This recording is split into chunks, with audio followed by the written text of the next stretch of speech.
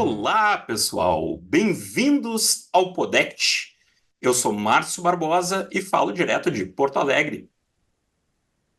Oi, pessoal, eu sou a Juliana Gil e falo direto do Rio de Janeiro. E hoje nós vamos receber o meu conterrâneo aqui, Leonardo Weiner, que é um conhecido, renomado terapeuta do esquema. O que faz um terapeuta do esquema no Podect, Ju? Olha, no meu caso, faz rememorar os meus momentos na terapia do esquema e eu estou muito curiosa para essa conversa.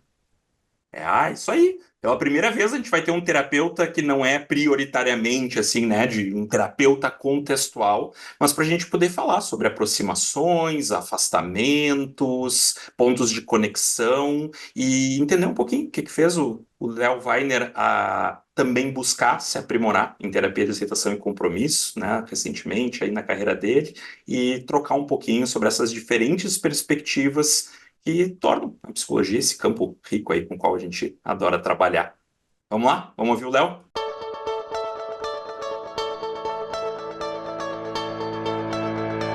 Leonardo Weiner, muito bem-vindo ao Podect. Prazer te receber aqui. E começa te apresentando aí para nossa audiência, para quem ainda não conhece Leonardo Weiner, da onde ele vem, Bom, para onde ele vai. primeiramente, primeiramente quero agradecer muito a ti, Márcio e a Gil, por estarem aqui conversando comigo sobre um tema que eu gosto só um pouquinho de falar, né, de terapia de esquema e de ACT. Eu também acho que já quebrando alguns paradigmas aí de antemão, gosto muito, já tenho minha formação também em ACT mais consolidada, é algo que eu gosto bastante. Eu estou muito feliz de estar aqui conversando com vocês. Para quem não sabe, quando eu estava na graduação, o Márcio era professor aí na PUC do Rio Grande do Sul, então sou psicólogo, formado na PUC, tenho especialização em terapia cognitivo-comportamental, tenho formação em terapia de esquema, sou terapeuta do esquema com nível avançado, supervisor e treinador, credenciado pela Sociedade Internacional de Terapia do Esquema. Também sou membro da diretoria executiva da Sociedade Internacional de Terapia do Esquema, então organizando ali de alguma maneira um pouquinho de como a terapia do esquema está funcionando. Sou especialista em TCC, sou mestre em psicologia clínica pela PUC e doutorando também em psicologia clínica pela PUC. Eu tenho minha formação em ACT, eu fiz a minha formação pela Praxis nos Estados Unidos, então fiz minha formação junto com Stephen Hayes, com Kerry Wilson, então assim, também fiz isso no ano passado, foi algo muito, muito legal, que acrescentou muito na minha prática clínica, assim, e estou muito feliz de estar aqui conversando com vocês. Estava até falando eu e o Márcio, a gente tem até uma ligação interessante, né? Que além da gente ter essa função professor-aluno, a gente vive trocando sobre futebol americano fora desses contextos, né? Fica falando de futebol americano o tempo todo, né? Então é muito legal estar aqui conversando com vocês e, de novo, muito obrigado pelo convite. Eu achei até que ia ser a nossa pauta hoje, nem estava preparado para falar de terapia do esquema aqui. Semana passada, a Gil e a Lara Berreca puxaram um assunto de dança no meio do podcast aqui e tal. Daí eu pensei, pô, é minha vez Pô, a agora. O Léo gente pode chegou. falar do jogo, a gente pode falar do jogo dos Packers e dos Eagles que vai acontecer no em São Paulo. Eu já Por tô que não? quase aqui, ó. Beijo, gente. Foi um Conseguiu o prazer. ingresso, Léo? Ainda não, mas a gente vai dar um Putz. jeito. Então tá. Vamos pagar um cambista, provavelmente, né? Vamos lá. Vamos lá. Maravilha. Não, brincadeiras à parte aí, vamos trazer esse assunto assim de terapia do esquema e ACT e vamos começar, né? Assim, grande parte da nossa audiência aqui, do nosso público, são de pessoas que já estão mais próximas da ACT e talvez uma parte dessas pessoas não conheça bem o que é a terapia do esquema, né? Mais para além das primeiras páginas, assim. Como tu resumiria, Léo? Como seria nas palavras do Léo aí a terapia do esquema? Bom, a terapia do esquema ela é uma terapia cognitivo-comportamental que foi desenvolvida ali no final da década de 80, início da década de 90, ali pelo Jeffrey Young nos Estados Unidos, e ela surgiu com o objetivo de trabalhar principalmente com pacientes com transtorno de personalidade e pacientes crônicos e refratários, que não estavam realmente melhorando de outras abordagens cognitivas da época, outras abordagens psicoterapêuticas. O que acontecia, né? O Jeff Young estava trabalhando juntamente o Aaron Beck e outros grandes nomes assim das TCCs E ele estava percebendo que muitos dos pacientes dele com transtorno de personalidade, em especial pacientes com transtorno de personalidade borderline, não estavam melhorando com a TCC, eles faziam tratamento, até às vezes tinham algum nível de melhora, e passava um tempo, voltava com várias recidivas, com sintomas que se mantinham, e os pacientes não tinham essa melhora. O que o Yang foi fazendo e foi desenvolvendo? Foi meio on the go, assim, essa certa criação da terapia do esquema. Ele começou a integrar alguns aspectos desenvolvimentais, alguns outros conceitos de outras abordagens psicoterapêuticas num tratamento para esses pacientes mais refratários. Então, o Yang, ele acaba bebendo da teoria do apego, ele acaba bebendo de teorias mais humanistas e de outras abordagens psicoterapêuticas, e ele acaba desenvolvendo um modelo psicoterapêutico que ele é embasado dentro da terapia cognitivo-comportamental. Então, isso que é uma coisa que é importante a gente já falar de antemão. A terapia do esquema é uma terapia cognitivo-comportamental. Os axiomas, as verdades absolutas do modelo da TCC também são aplicadas. O que acontece é que a gente vai ter conceitos novos que são desenvolvidos pelo próprio Jeff Yang, que a gente vai falar de esquemas iniciais desadaptativos, modos esquemáticos e a própria reparentalização limitada, que é a grande postura que nós temos como terapeutas durante o processo de terapia, e o conceito de necessidades emocionais básicas. E talvez falar de esquemas e necessidades e reparentalização são os grandes conceitos da terapia, por mais que hoje em dia a gente fale muito de modos esquemáticos. Depois eu posso explicar cada um deles com um pouquinho mais de calma, mas ele acaba desenvolvendo esses conceitos e também constrói de uma certa forma, um modelo de atuação psicoterapêutica distinta, o que acaba diferenciando de uma TCC para transtornos de personalidade. Então, tem uma ênfase maior na infância e adolescência, porque a gente está falando realmente de transtornos crônicos e refratários e de personalidade. Então, a gente sabe que transtornos de personalidade estão relacionados a um padrão que muitas vezes é desenvolvido durante a sua vida e que traz disfuncionalidades em vários âmbitos, né? Então, como a gente tem esse foco, o olhar para a infância, para essas experiências iniciais, ela é bem importante. E daí até acho que vale um asterisco, né? Muitas vezes quando a gente fala de TCC e transtorno de personalidade, ou até TCC como um todo, a gente meio que pula essa etapa da infância muitas vezes, mas é um erro, na verdade, né? Porque a gente sabe que muitas das crenças centrais são desenvolvidas também nessas experiências iniciais e infantis. Mas daí a terapia do esquema tem essa ênfase maior ali, é um tratamento que costuma ser mais longo, até mesmo pelas próprias psicopatologias que ela almeja estar trabalhando. Então, ela tem esse componente, ela busca muito mais afeto na sessão. As intervenções em terapia do esquema, elas vão ser de três formas, né? Tem intervenções cognitivas, experienciais, vivenciais, ou seja, técnicas mais emocionais, com caráter e com cunho mais emocional, e técnicas comportamentais. E o que a gente quer muito com os nossos pacientes durante o processo psicoterapêutico é que eles estejam mais conectados emocionalmente, que eles possam vivenciar essas emoções, porque essas emoções elas também estão muito relacionadas a essas necessidades emocionais básicas que são talvez o grande alicerce do modelo da terapia do esquema. Então, o nosso papel como terapeutas do esquema, se a gente tivesse que resumir muito, é ajudar os pacientes a terem essas necessidades emocionais básicas atendidas de forma mais consistente e saudáveis dentro das suas relações atuais.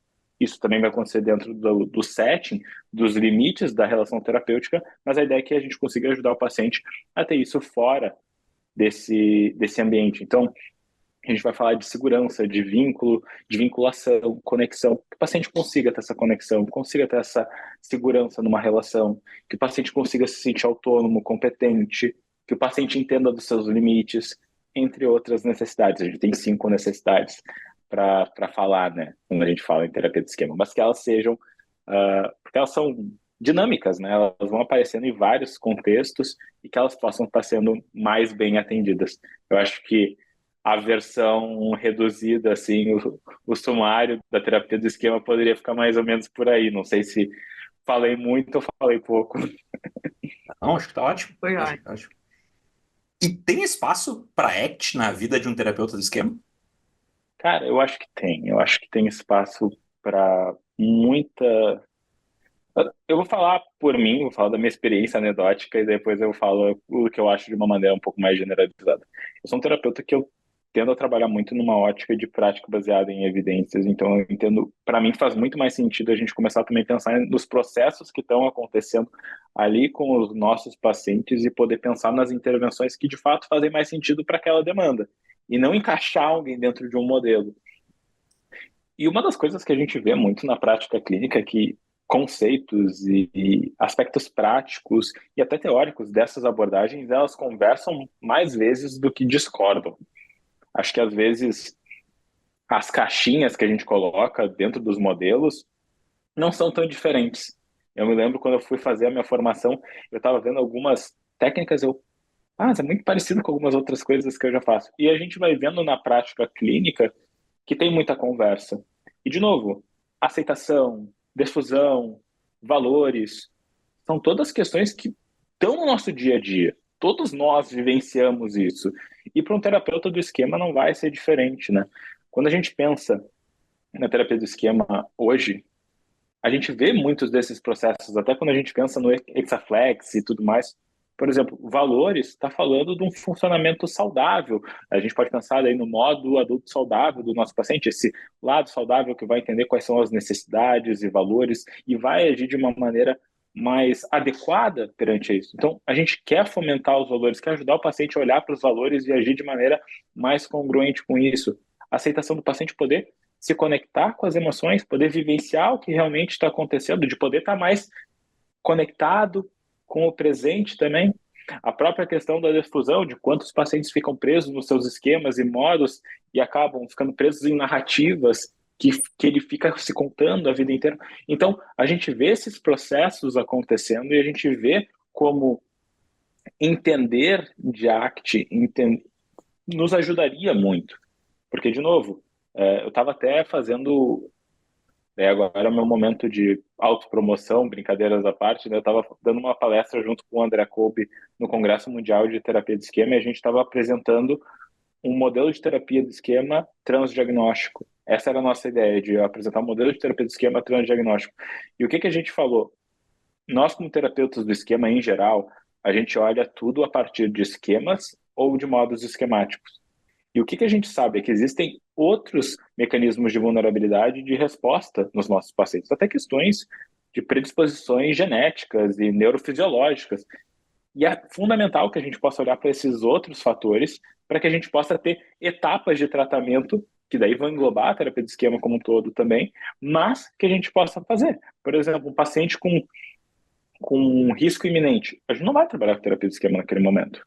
A gente vai ter que trabalhar com as melhores práticas para questão de risco de suicídio, de autolesão, e daí talvez utilizar de intervenções de DBT nesse primeiro momento. Então, são várias questões que a gente vai vendo e que, resumindo, eu acho que sim, acho que tem muito espaço para ACT, acho que tem muito espaço para isso fazer parte da terapia de esquema, e até tem um modelo, né, que o Eckhart Rüdiger ele escreveu um livro que é a terapia do esquema contextual, onde ele apresenta uma integração, ele até apresenta dentro do Hexaflex como poderia estar entrando também a terapia do esquema, né, nessa história, né, de como integrar essas questões da própria ACT no modelo da terapia de esquema, mas daí eu tenho que fazer um adendo importante. A terapia, tem sempre essa dúvida, terapia de esquema é de segunda geração, é de terceira, é uma 2.5. No núcleo da terapia do esquema, no modelo central, que eu acho que daí é o que a gente pode se basear, que é talvez o mais certo da gente se basear no modelo que a gente tem, que tem mais evidência, que tem pesquisa sobre, ela é uma terapia cognitiva de segunda geração. Por quê? Porque a base do modelo é de reestruturação cognitiva. E aí a gente já vê um distanciamento de algumas questões, por exemplo, com a ACT. E eu acho que é importante a gente fazer esse distanciamento, porque na terapia do esquema a gente trabalha com esquemas mentais. Então são esses esquemas iniciais adaptativos, são esquemas mentais que armazenam crenças, memórias e estratégias e processos esquemáticos, hipercompensações, evitações, quando esse esquema está ativado, como tu vai agir quando esse esquema está ativado, quando essas crenças estão ativadas. O nosso trabalho como terapeutas é de trabalhar e reestruturar e reavaliar esses pensamentos para diminuir muitas vezes essa valência dessa ativação esquemática e poder proporcionar ativação de esquemas adaptativos e de respostas mais adaptativas perante a ele. Mas aí já vem uma distinção que eu acho que ela é importante para a gente não acabar se confundindo e entrando e achando que tudo é a mesma coisa, porque não, porque elas não são, mas durante a prática clínica muitos processos vão fazer parte, que fazem parte das duas abordagens. Não sei se me fiz claro nisso que eu estava falando aqui. Ô, Léo, não sei se eu vou antecipar um pouquinho alguma coisa, tá, Márcio? Se eu antecipar, você me fala. Mas sabe o que eu estava pensando quando eu estava te ouvindo? Vamos lá, vou expor de uma forma limitada aqui. Faço parte daquele grupo da sociedade que, quando nasce, o pai vai lá e não cria, né? Dentro da terapia do esquema, a primeira coisa, né, é pensar no esquema de abandono. Se eu for, Possivelmente. possivelmente, né? Não Uhum. de uma forma, mas possivelmente vai ter esse pensamento, essa hipótese. Dentro da ACT, por exemplo, já daria para pensar, talvez, muito na relação das histórias que me foram contadas a partir dessa situação. E do quão fusionada eu estaria a partir dessas histórias. Nesse Uhum. momento, né, quando isso passa pela minha cabeça, eu já não vejo tanta distinção. Como é que eu posso te dizer? Eu vejo uma soma, sabe? Eu vejo algo que pode somar e não afastar uma coisa da outra, Uhum. sabe? Queria até te ouvir também nesse sentido, sabe, Márcio? Porque eu acho que vocês dois têm bastante experiência nas abordagens, né? Não sei se vai tu, Márcio, vai eu. Pode ir, por mim tudo bem. Posso comentar um pouquinho sobre isso, assim, porque que me parece, assim, né, que uma experiência que para mim é bastante comum é de trabalhar tanto com supervisionandos e tem pacientes também, que são terapeutas do esquema. Então, muitas vezes essas perguntas surgem, né? Tem alguns supervisionandos, por exemplo, que têm um longo treinamento em terapia do esquema e às vezes vêm me buscar para conhecer mais a ACT ou começar a se aprofundar um pouco mais. Então, eles estão mais familiarizados até com a nomenclatura da terapia do esquema, né? E começam a olhar para esses fenômenos e às vezes me perguntam, e ainda que eu não tenha essa formação, a Gil tem, né? Não sei se você já comentou isso aqui, Gil, mas tu tem a formação em terapia do É esquema, né? verdade. Eu não tenho, né? Mas estudei um bocado de terapia do esquema na graduação e na minha pós-graduação em terapia cognitivo-comportamental, que eu fiz após a minha graduação. Então, eu conheço um tanto, né? Não sou um especialista na área, mas eu conheço um tanto. E eu acho que isso que tu coloca, assim, tem bastante a ver, tá? Que quando tu... E aí o Léo ajuda, porque ele é o especialista aqui no assunto, né? Mas, assim, eu entendo que quando a gente fala num esquema inicial desadaptativo, a gente está falando de um padrão de funcionamento que está conectado com uma história e com algumas regras mentais que se estabelecem a partir dessa história e que podem levar a que a gente grude nessa história de uma forma que a gente não tem consciência, que a gente está grudado nessas regras, né? A gente não nota que a gente está grudado numa série de regras construídas através da nossa experiência ao longo do tempo, e que a partir daí entender o padrão e eventualmente nomear o padrão pode ser bastante. Claro, tem toda uma lógica dentro da terapia do esquema, mas olhando por um olhar da ACT, isso pode nos ajudar a entender como classes de comportamentos. Né? Então, assim, é uma série são topografias diversas, né? Pode ser hipercompensação, pode ser evitação, como eu dizia, tem outros padrões comportamentais que podem aparecer ali, mas que eles têm uma função ou algumas poucas funções semelhantes que a gente está nomeando a partir desse mesmo padrão de funcionamento, né? Que tem uma conexão histórica com experiências que a gente viveu, assim. Então, de novo, por Uhum. mais que a gente esteja numa lógica de construção teórica que não é, como o Léo bem destacou, a mesma e que tem algumas diferenças importantes, quando a gente olha para o fenômeno, e isso é o que me parece, em alguns momentos, que aproxima vários elementos da prática dessas duas diferentes abordagens, é exatamente isso, assim, de que como, de alguma forma, a gente consegue fazer uma tradução, porque a gente está olhando para o mesmo fenômeno, e porque tem muitas aproximações entre aquilo que nas duas abordagens a gente acredita que é útil para o aumento da flexibilidade, a gente vai falar na ACT, né? E aí acho que a gente vai ter outros termos para isso, né? O adulto saudável, né? A Uhum. construção, né? Uma maior valência, né? Desse modo de adulto saudável. Enfim, o Léo talvez possa explorar um pouco mais isso se ele achar pertinente. Eu acho que faz super sentido o que vocês estão falando e eu acho que conversa, na verdade, muito com a prática e até com a própria teoria da terapia do esquema, né? Porque quando a gente pensa no desenvolvimento de um esquema inicial desadaptativo, o esquema inicial desadaptativo, ele surge a partir de vivências onde as minhas necessidades emocionais básicas não são atendidas de forma crônica, tá? Então, de forma crônica, que eu não tenho essas necessidades emocionais básicas bem atendidas. E daí eu tenho também uma questão assim relacionada ao temperamento, então tem um aspecto genético, de novo, cada um de nós vai necessitar as necessidades em um diferente tanto, né? Então cada um de nós precisa de uma forma diferente e também de experiências recorrentes, traumáticas, tóxicas que a gente vai tendo na nossa vida. Quando o esquema ele surge, ele não surge como algo ruim, ele surge como a melhor estratégia que a pessoa tem para sobreviver em determinado contexto. Eu sempre dou o exemplo. Vamos imaginar que eu vivo num ambiente que é instável e abandona pessoas que me abandonaram. Parecido talvez com a história que tu trouxe aqui para nós, né, Gil? É saudável, talvez, num primeiro momento, naquele contexto, que eu espere que as pessoas ajam dessa forma. Eu posso me proteger, eu posso me preparar melhor, eu consigo lidar de uma maneira mais adaptativa com isso.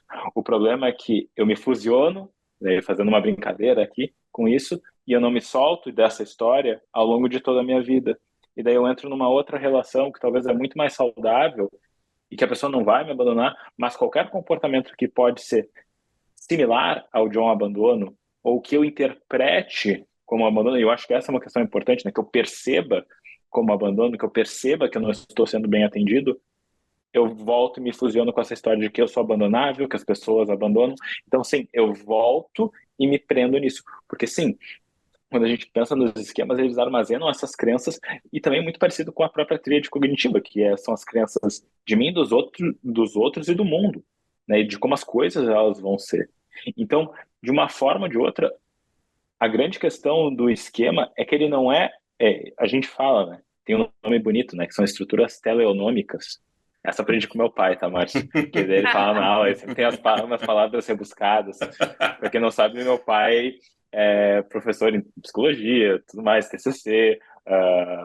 Não sei se deu aula pra ti, Márcio. Sim, pô, uma das grandes influências da minha carreira. Foi meu professor desde o primeiro semestre. E, e daí ele tem essas palavras bonitas, né? Nada, mas o que que significa numa estrutura teleonômica? É que não é bom ou ruim a priori, ela depende de um contexto. Então, o problema dos esquemas iniciais adaptativos e muito dos modos disfuncionais que a gente tem é que a gente segue agindo e a gente segue pensando e se prendendo nessa história da mesma maneira durante toda uma vida.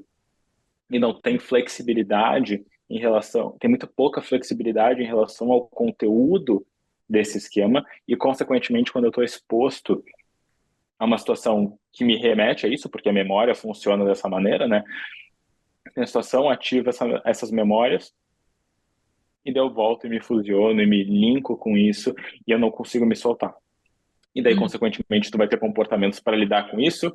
Às vezes, vamos pensar nessa questão de abandono, eu posso ir lá encher a cara para não sentir isso. Bem numa lógica de, a gente chamaria isso de um comportamento evitativo dentro da terapia do esquema. A gente poderia daí linkar com outros esquemas iniciais adaptativos, como autodisciplina, autocontrole, falta de autocontrole, autodisciplina. A gente pode pensar em alguns esquemas daí no quinto domínio esquemático, ou a gente pode pensar no modo esquemático. Modos esquemáticos são agrupamentos de esquemas, tá? Simplificando muito, a gente tem 18 esquemas iniciais adaptativos e a gente tem cerca de 10, 12 empiricamente validados modos esquemáticos.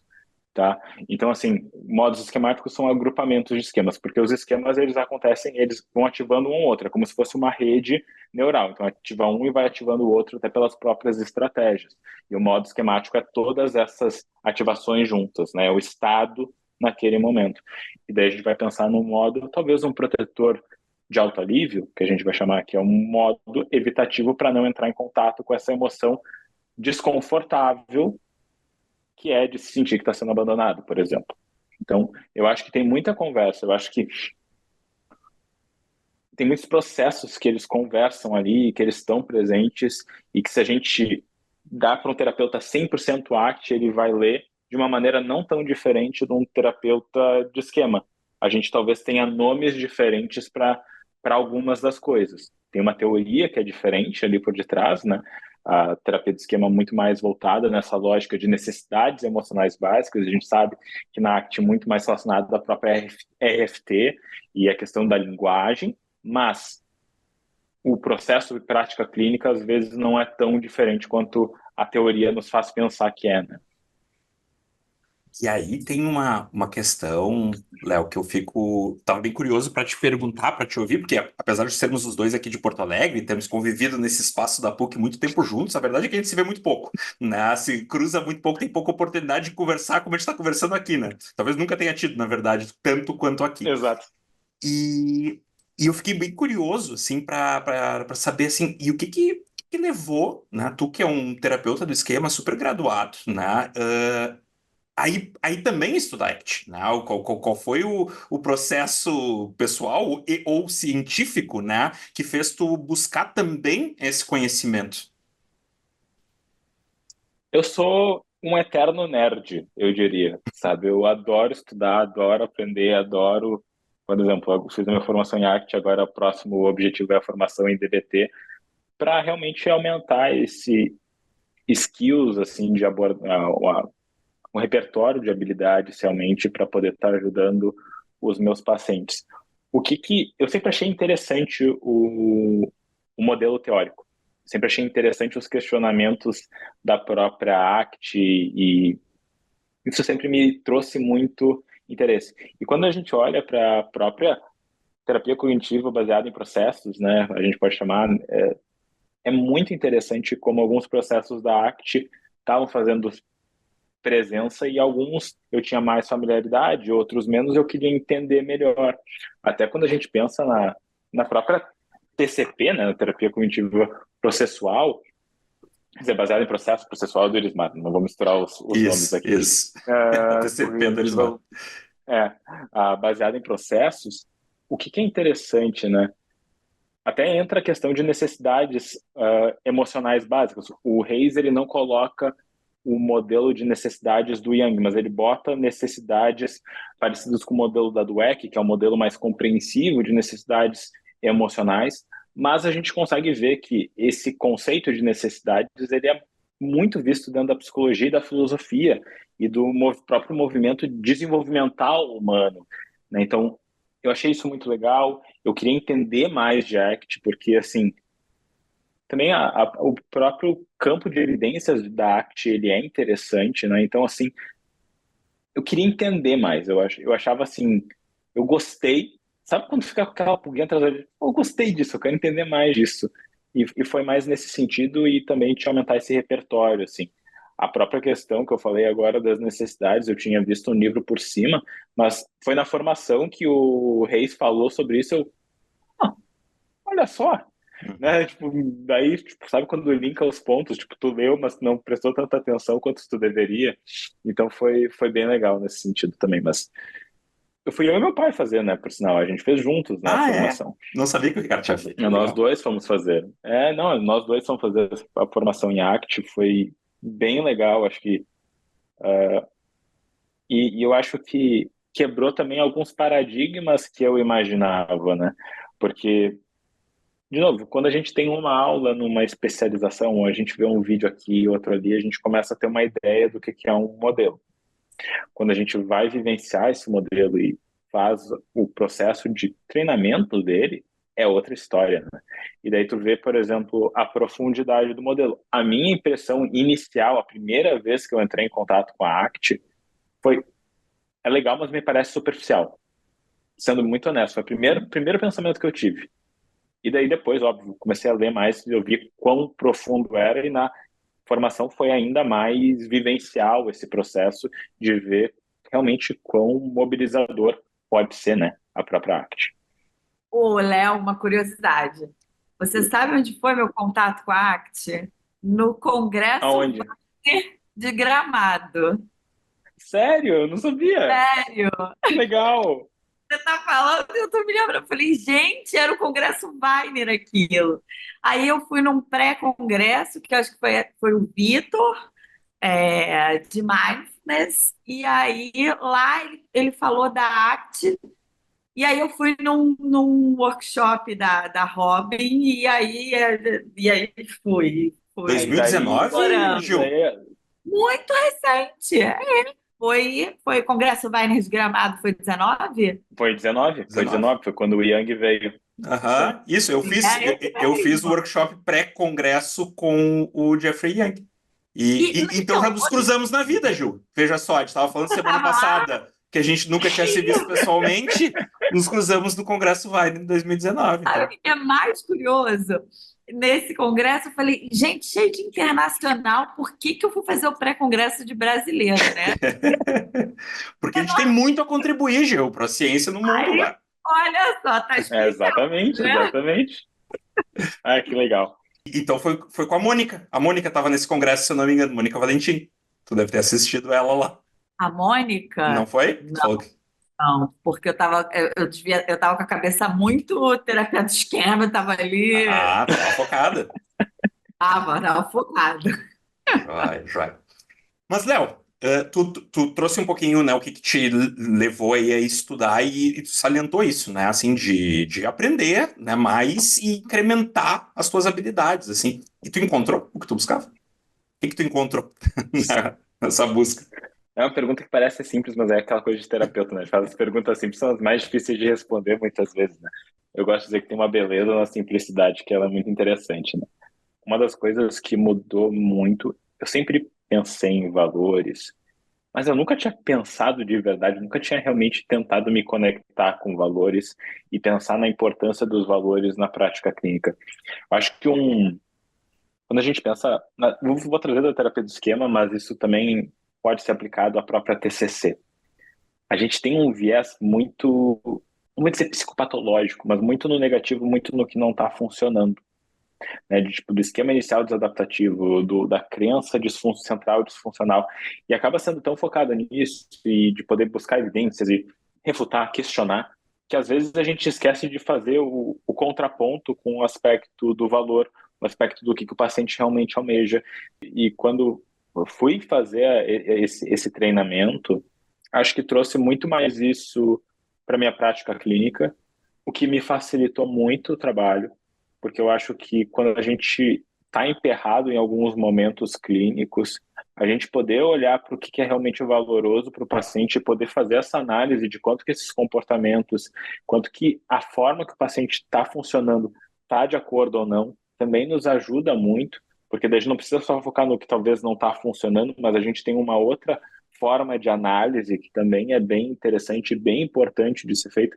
E no nível pessoal foi muito importante para mim. Falando daí um pouco de mim pessoalmente, eu sempre fui um cara. Eu não tive aula contigo na graduação, Márcio. Eu sei que eu tive aula contigo na especialização. Mas quando eu estava na graduação, eu era um cara que, assim, eu entrei com uma pressão do tamanho do mundo nas minhas costas, porque eu me contava que eu não podia errar nada, fazer qualquer coisa de errado, porque era o filho do Ricardo e ninguém poderia. E assim, não posso ter vergonha para a família e tal, mas também, assim, pô, todo mundo vai me comparar com meu pai pro resto da minha vida. E de fato isso vai acontecer. Tipo, eu já aceitei esse fato que isso acontece ou vai. Para muitas pessoas essa vai ser a primeiro ponto de análise, quão parecido, quão distante ou quão bom ou quão ruim eu sou em comparação ao meu pai. É uma verdade. Só que por muito tempo foi muito difícil de aceitar isso. E daí entrava muito algumas estratégias, mas hipercompensatórias no sentido de eu lia tudo. Eu lia tudo. Tipo, eu não podia não ter a resposta, não podia não saber a resposta. Mas a melhor coisa de ser psicoterapeuta é que tu pode ler tudo e tu não vai ter a resposta, ainda às vezes. E não vai funcionar que nem o livro. E daí foi muito importante, assim, para eu poder também me conectar mais, eu acho. Por mais que tenha sido no ano passado essa formação, acho que eu consegui me conectar mais com alguns valores e pude me conectar também mais com algumas questões da minha história, de como eu me contava algumas coisas que eram muito difíceis, né? De também poder abraçar no sentido mesmo de willingness. Eu adorei essa palavra que era muito utilizada na arte, né? Na questão de disposição. Gostei muito dessa palavra, e essa eu acho que é uma palavra que eu uso muito na minha prática clínica com os meus pacientes. A gente tem que estar disposto. Disposto não quer dizer que a gente gosta, mas a gente tem que estar disposto a vivenciar isso aqui. E disposto também a entender como que essa história me construiu. E que eu posso me separar dela e entender que é só uma história, que são só pensamentos e que não é necessariamente verdade, né? Então acho que tem algumas coisas que foi num nível pessoal ali para mim, além do profissional, porque acho que um profissional trouxe várias técnicas, várias intervenções, várias formas de conceitualizar. Eu sou louco da conceitualização, adoro conceitualizar os casos. Mas pessoalmente também teve um papel muito, muito importante ali, foi muito legal, assim. Joia, joia. E que legal. Obrigado por trazer um pouquinho da tua experiência, né, de vida, assim. Acho que é Uhum. rico, né, poder ouvir também como isso se conecta com a tua história e com a tua jornada aí. Ah, legal, obrigado. Eu acho que vai para um outro patamar quando a gente começa a se conectar pelas nossas histórias, pelas nossas Uhum. vivências, e isso torna a gente tão humano, tão aproximado, sabe? Que são momentos para mim que são muito valiosos também, né? Aí falando Com de certeza. muito preciosos. Então, aqui no podcast, a gente volta e meia tem essa oportunidade de estar aberto, mais próximo com as nossas pessoas aqui. Então é muito bom quando isso acontece. Que bom, gente. Fico bem feliz, me senti muito seguro também para poder falar isso aqui com vocês. Léo, quando a gente estava preparando essa pauta, eu e a Gil, em alguns momentos a gente pensou, tá, essa é uma pauta desafiadora pra gente, porque assim, tu é o primeiro convidado que não é uma pessoa diretamente ligada às contextuais, né? Claro que tem todos esses links que tu tá contando pra gente, assim, né? Mas prioritariamente aí, né? Fundamentalmente tu é um terapeuta do esquema. E porque esse tempo você estava com a Alessandra Vilas Boas aqui, falando sobre FAP, e já não é, né, assim, já tem que às vezes fazer algumas traduções, mas a gente está ainda, né, muito ancorado na RFT, em uma linguagem contextual, facilita em alguns aspectos, assim. E aí, eu pensei, bom, que pode me ajudar a construir essa pauta? Daí eu fui atrás dos colegas, né? Das colegas, mais especificamente, porque todas que me ajudaram aqui nessa parte foram colegas mulheres, que têm formação em terapia do esquema e que são pessoas que se interessam muito pela ACT também. Uhum. E às vezes me trazem esses questionamentos e perguntas sobre algumas comparações ou algumas relações, algumas que vocês acham que eu consigo responder, outras que às vezes eu acho que eu não consigo muito. Mas, então eu pedi ajuda para o que vocês gostariam de ouvir? Nós vamos fazer um podcast sobre ACT terapia do esquema. E aí todas, né? A gente podia ter aberto uma caixinha de perguntas, né? Daí você É, ia facilitar a vida, né? É verdade. Ou complicar também, porque as perguntas não são muito simples, eu acho, né? Mas a gente selecionou Mas daí algumas a gente das. escolhe, mas daí a E- gente, daí a gente escolhe, né? Mas a gente selecionou aqui algumas que surgiram, assim, que acho que seria interessante ouvir a tua percepção sobre isso, assim. Uma delas, e aí tu pode ir me ajudando, Gil, também, se quiser ir trazendo as perguntas que a gente selecionou, assim, mas uma delas é: tu acha que. Tu até citou ali, né, logo no início do nosso encontro aqui, tu foi falando sobre a questão de que como, até já lá no início da terapia do esquema, ela era chamada de terapia cognitivo-comportamental para transtornos de personalidade. Acho que esse é o nome do primeiro livro traduzido até para o português, né? É o primeiro nome do livro do fininho do Jung, e depois a terapia cognitiva focada em esquemas, daí depois vira a terapia do esquema. Isso, né? Então vai passando por essas transições e tal. E tu citou isso, né? Desse foco no tratamento dos transtornos de personalidade, de como se diferencia, né? Não, eu sei que, né, não trata apenas transtornos de personalidade, mas tem todo um foco Uhum, nisso que uhum. engloba o tratamento dos transtornos de personalidade, enfim, né? Pegando inclusive É, uma e vale lacuna. até. E desculpa até te interromper, e eu acho que até é legal de falar. E terapia de esquema não é uma panaceia, ela não quer dar conta de tudo, ela nunca se propôs a isso, né? Porque isso acaba sendo um problema. E daí eu faço até esse parênteses para falar, né? Do pessoal querer aplicar a terapia de esquema para qualquer caso, para tudo, e não deve ser feito. Tem várias outras abordagens para algumas demandas que precisam ser utilizadas e tem muitas evidências melhores e de melhor qualidade. Então, só acho que vale o asterisco aqui, porque senão acaba achando que a terapia de esquema é a melhor coisa já inventada desde o pão de forma, e não é bem assim, né? Sim, sim. Tem uma atenção ao modelo, né, no zoológico do DSM que vem sofrendo muitas críticas, né, da comunidade, não só das abordagens contextuais, né, porque tem ali né, o Reis como um dos cabeças desse processo, dessas críticas mais recentes, né, porque obviamente algumas dessas críticas são Uhum. muito mais antigas até, mas tem também Stephen Hoffman, né, que vem de toda uma carreira, né, de terapia cognitiva, enfim, liderando esses movimentos de terapia baseada em processo. Tu acha que essa diferença, né, de como se olha para o diagnóstico, né, na terapia do esquema e na ET, nas contextuais de uma forma mais ampla, afasta os dois modelos? Não. Até é interessante, né? Eu fui fazer essa proposta no Congresso Mundial de Terapia de Esquema, eu e o André Kolbe, que fala, na verdade, muito do modelo da terapia de esquema. O modelo de terapia de esquema, ele é um modelo transdiagnóstico em essência. O próprio Jeffrey Yang coloca isso. E eu tenho uma frase do Arnold Adams, que é um dos maiores pesquisadores, se não o maior pesquisador em terapia de esquema, que ele fala assim, a terapia de esquema é um modelo basicamente transdiagnóstico, mas que ele pode ser específico para diagnósticos também. Ele coloca dessa maneira. E por que isso é importante? Porque o tratamento em terapia do esquema, ele nunca é focado nas características diagnósticas do paciente. Ele é focado no funcionamento daquele indivíduo baseado nos modos esquemáticos ou nos esquemas iniciais adaptativos, pensando nessas necessidades emocionais básicas. O diagnóstico, ele pode ser importante, mas na prática clínica, o modelo ele já transpõe. Tanto que muitos dos ensaios clínicos randomizados em terapia de esquema são para transtornos de personalidade, o que daí a gente pode pensar que é uma falha metodológica de tu não conseguir separar uma amostra específica de pacientes borderline, narcisistas, antissociais e o que for. Mas a gente também pode pensar que isso é uma característica do próprio modelo. O modelo não faz tanto essa distinção, porque tu vai estar trabalhando numa ótica de fomentar e buscar essas necessidades emocionais de uma maneira mais adequada perante um contexto e não entrando tanto nessas estratégias de processos esquemáticos que são tão disfuncionais.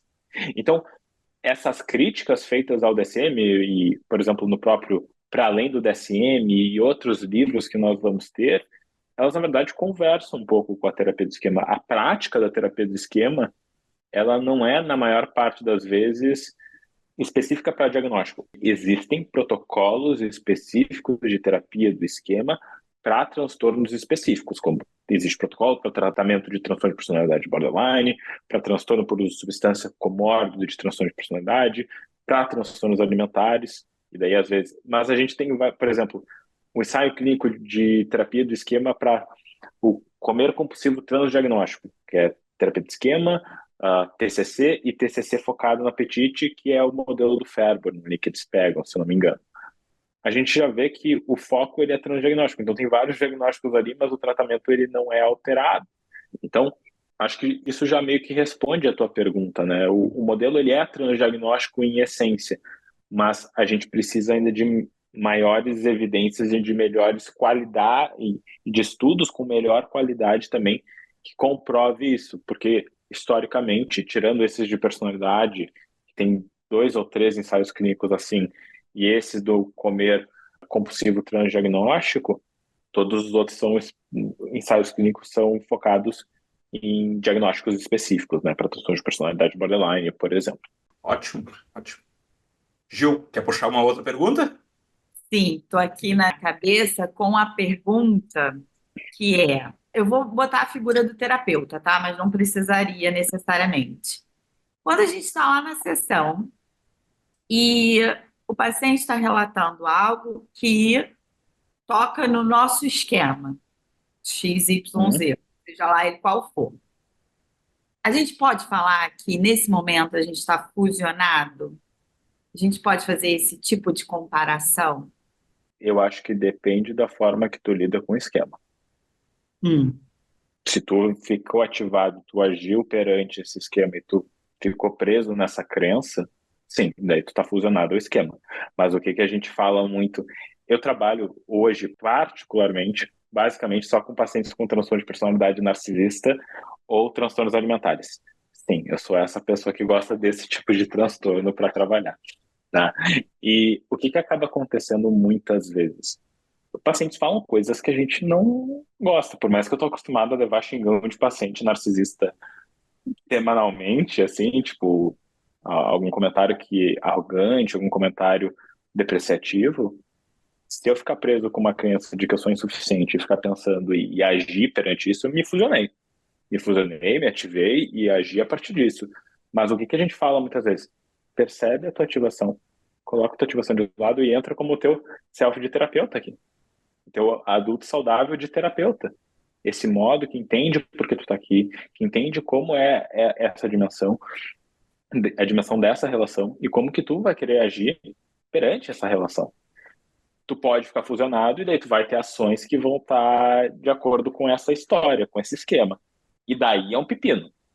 E daí é um pepino terapêutico gigantesco, porque o paciente vem e te questiona e daí tu ficou ativado numa questão de insegurança e tu começa a explicar o milímetro do meandro da técnica.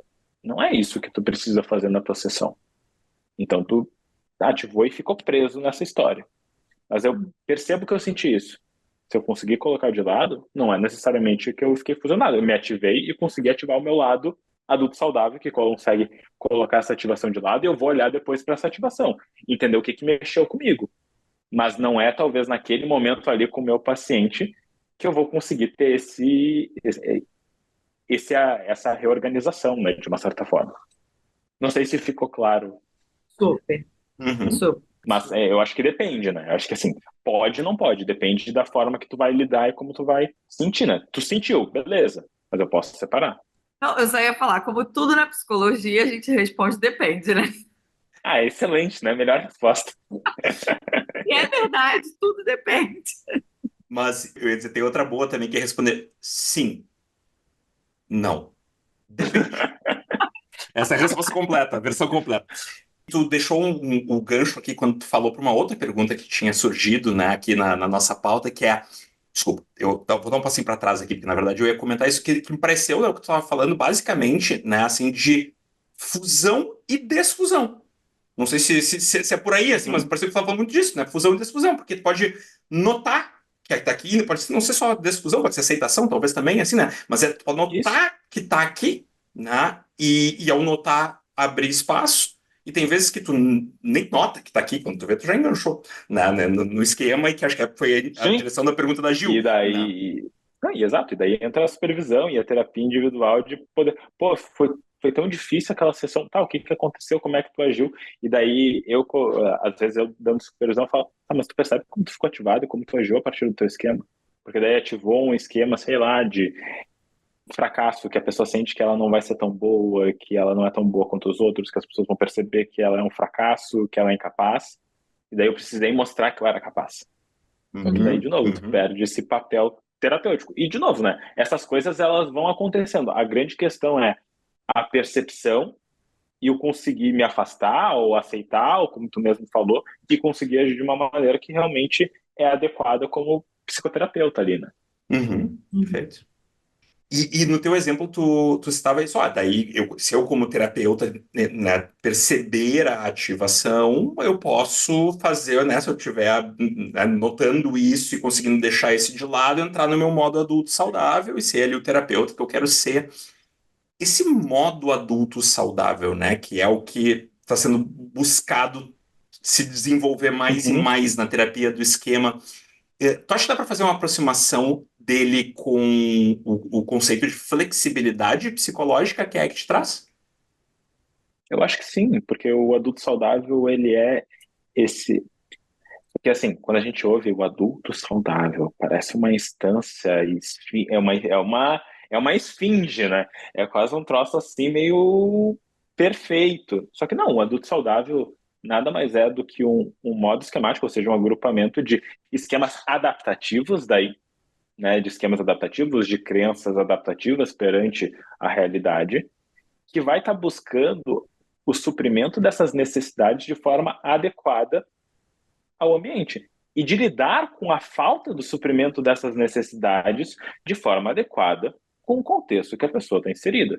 Então, quando a gente pensa no adulto saudável, a gente está pensando em alguém que vai estar lá buscando, agindo de forma, às vezes, racional, mas de verdade conectada com os valores, conectada com as necessidades e conectada com as emoções, principalmente. Porque, assim, uma ideia equivocada sobre o adulto saudável é que o adulto saudável ele não sente tristeza, não sente raiva. Não, um adulto saudável vai sentir raiva e vai conseguir comunicar ela de uma maneira adequada com o contexto.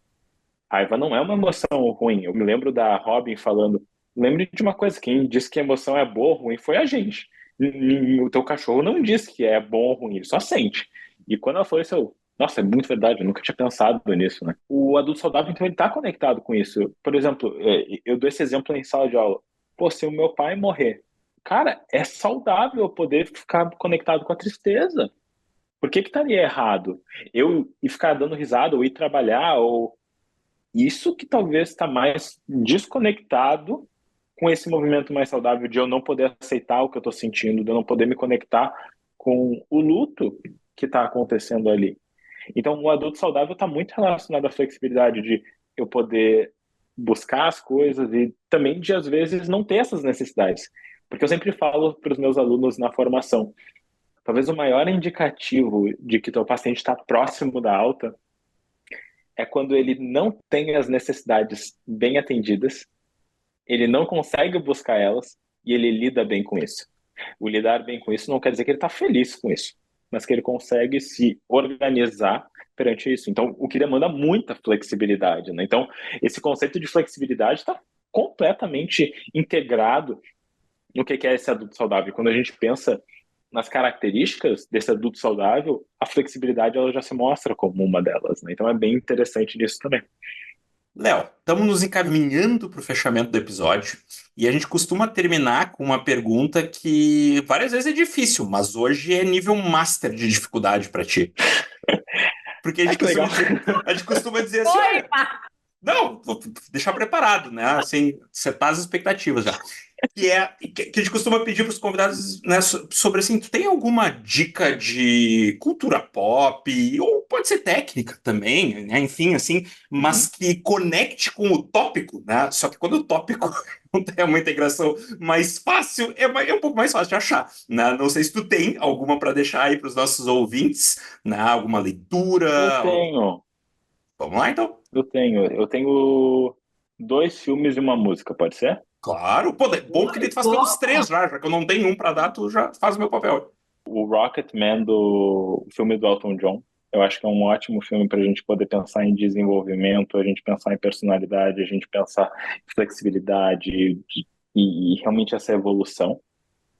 O outro filme é o The Dirt, As Confissões do Motley Crue, porque a gente consegue ver toda a... E os dois eu sei que estão disponíveis na Netflix, tá? E esse do The Dirt é muito legal, que é a história real, baseada na história real do Nick Six, que é o baixista do Motley Crue.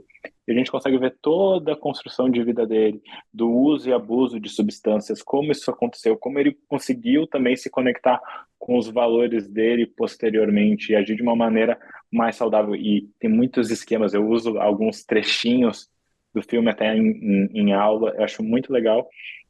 E eu tenho uma música que para mim é a minha música que me conecta com o meu adulto saudável. Eu tenho até tatuada no braço, que é Viena, do Billy Joel, que fala muito daquela questão de, tipo, acalma, né? Basicamente, acalma, te conecta com o momento, por que que tu tá com tanto medo. Eu acho que são três pontinhos aí de questões culturais que eu acho que conversam com arte, conversam com terapia de esquema, mas tem uma frase que o Kelly Wilson falou na formação e que eu carrego assim comigo todo dia, né? Que ele fala assim: livros são ótimos, mas chegará um dia que você conhecerá seu paciente de pessoa para pessoa, de coração para coração, e alguma conexão com a fragilidade, a complexidade humana será um ótimo trunfo. Eu acho que é isso. No final das contas, a saúde mental não é sobre problemas mentais, é sobre saúde, no final das contas, e é sobre conexão. No final das contas, terapia é isso, são 2 pessoas, 3 pessoas, um grupo, às vezes, mas pessoas que estão buscando ajuda, pessoas que estão ali com algum nível, com algum grau de sofrimento, e se a gente esquece da empatia, se a gente esquece dessa conexão, não importa se eu estou fazendo ACT, não importa se estou fazendo terapia de esquema, psicanálise, se eu esquecer da empatia, se eu esquecer dessa postura não julgamentosa, aí já saiu tudo para escanteio, não vai dar certo. Então, eu acho que essa frase do Kelly Wilson me conecta ali muito com esse processo de o que é a psicoterapia. Então, acho que é isso. Essas 3 dicas são boas, tá? O Pô, final de semana tá chegando aí, gente, então vamos Super aproveitar. anotada. Quer dizer, não agora, a gente vai anotar assim que acabar. vou te Com dizer que, certeza. que tu citou 2 filmes que eu ainda não assisti, né? Mas gostaria, quero muito assistir, mas aquelas coisas ficam ficando na fila, tem sempre um outro na frente. Eu ainda não parei pra ver, mas tá na lista lá. E fiquei mais animado até com a ideia de assistir. Mas a música eu conheço e é espetacular, por sinal. Agora, um momento de confissão aqui, né? Fui dar uma stalkeada no teu Instagram, né? Às vezes a gente faz isso antes de receber o convidado, vamos dar uma olhada, porque o Uhum. convidado tá falando, né? Aquela coisa. E aí fui dar uma olhada no teu Instagram e passando ali um pouco, eu me deparei com uma foto tua com o Stephen Hayes e o Kelly Wilson, né? Daí eu, Uhum. tá, ok, estamos convidando a pessoa certa para o assunto, né? É isso aí mesmo. Mas era um post teu sobre o ano passado, né? Era a primeira imagem desse, Isso, desse post, assim. E aí eu cliquei, e quando eu cliquei, eu vi que essa era a música, se eu não me engano, né? Eu vi que era Billy Joel, eu acho que era essa é a Viena, né? música. Essa música. E daí Isso, eu pensei, isso. putz, o cara posta uma foto do com o Kelly Wilson, com o Stephen Hayes e música do Billy Joel, eu vou conversar com o cara certo, mano. É isso aí. Gosto muito, muito, muito de Billy Joel. Ah, que bom, que bom. Máximo. Olha, eu fiquei inspirada aqui na tua fala agora, Léo. Eu estava aqui passando algumas possibilidades de indicação, mas eu vou fazer algo mais amplo e geral. O que me ajuda muito na vida, de forma geral?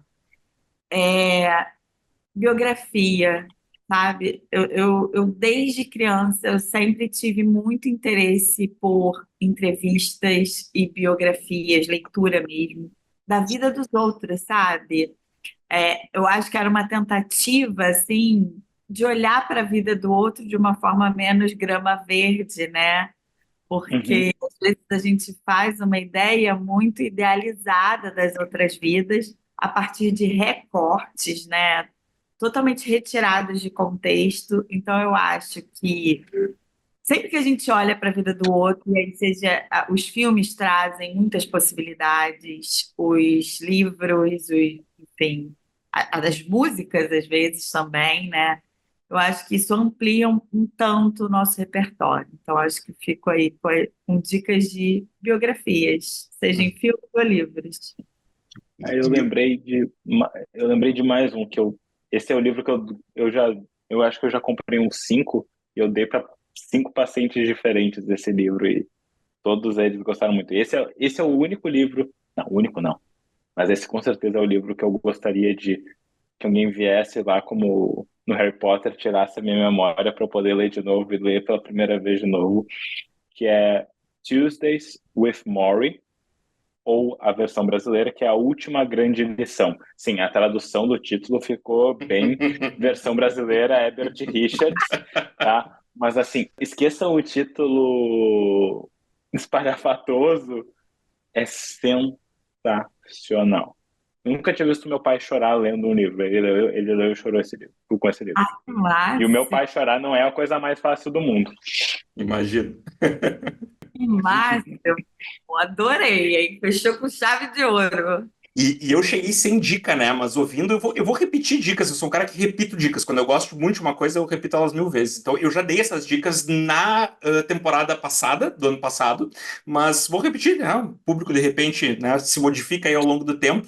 Que são 2 biografias também, né? A Gil falou sobre biografias, eu comecei a ficar com elas na cabeça ouvindo o Léo aqui, que é a biografia do André Agassi, que se chama Nossa, Agassi, incrível. que é incrível, E outra que é maravilhosa, que é Longo Caminho para a Liberdade, que é a biografia do Nelson Mandela, que é Ah, espetacular, assim. E que eu acho que e conectei com a nossa conversa, porque eu acho que são biografias, porque muitas fazem isso, mas nem todas, né? E nem todas estão bem quanto essas, estão bem escritas quanto essas. Falam muito sobre essa construção desde a infância. Né, falando um pouco sobre como eram essas relações parentais, até de elementos culturais, né, do Nelson Mandela fala bastante sobre isso também, né, elementos culturais da região onde ele nasceu, né, e então, assim, são muito interessantes que a gente vai vendo a construção daquela pessoa, né? E é isso. Né? Acho que a gente também vem para a psicologia porque essas histórias nos instigam de alguma forma, né? Então, acho que biografias vêm bem e essas são as duas que eu mais gosto, de todas que eu já li, assim. Léo, se tu quiser deixar alguma fala de despedida aí para o nosso público e também, por favor, deixa os teus contatos, como é que o pessoal pode entrar com mais contato com o teu trabalho, né? Onde eles podem te encontrar. Perfeito. Primeiro quero de novo te agradecer, Márcio e Gil, pelo espaço aqui da gente estar conversando. Foi muito legal, o tempo voou aqui nesse podcast. Quando eu fui ver, a gente já está falando mais de uma hora aqui. Foi muito legal. Quero dar o asterisco aí na biografia do André Agassi, a melhor biografia que eu já li em toda a minha vida. E olha que eu gosto de ler biografia também. Também sou muito fã. Parece coisa de terapeuta, né? Acho que todo terapeuta gosta de ler é. biografia, parece tudo que eu converso, né? Parece um certo tema comum aí. Mas quero de novo agradecer, foi muito legal. Acho que a gente estava falando antes do podcast, né? Que parece um tópico um pouco diferente, né? De como conversar terapia de esquema e ACT. Eu, particularmente, não acho tão diferente assim. Eu acho que tem muito mais proximidade do que as pessoas tendem a acreditar. Acho que na medida que a gente conhece os modelos conversam mais do que eles Uhum. discordam muitas vezes, até porque o ponto de análise é sempre a mesma coisa que a pessoa, né? Então, assim, de alguma maneira tem que ter, e esperamos que tenha alguma convergência aí no final das contas. Bom, para me encontrar, acho que o melhor lugar, eu tenho três canais principais, assim, acho que o Instagram, no @leonardo.weiner, ali eu posto bastante sobre terapia de esquema, TCC, ACT, mas também faço posts mais generalistas mesmo, aqueles divertidos de compartilhar e tal. Me divirto no Instagram. Ali eu gosto bastante, abro bastante caixinha de perguntas ali, então a gente troca bastante. E daí tem o meu canal no YouTube e no Spotify, que eu tenho um podcast chamado Lendo Mentes, onde entrevisto vários colegas da psicologia, da nutrição, médicos. Já chamei atletas. Então é um podcast que eu gosto bastante, falo bastante sobre desenvolvimento das pessoas, as dificuldades também. Acho que é um podcast bem legal. Então no YouTube tem os vídeos e daí no Spotify tem ali para escutar, também tem o vídeo, mas daí no Spotify é mais fácil de escutar mesmo.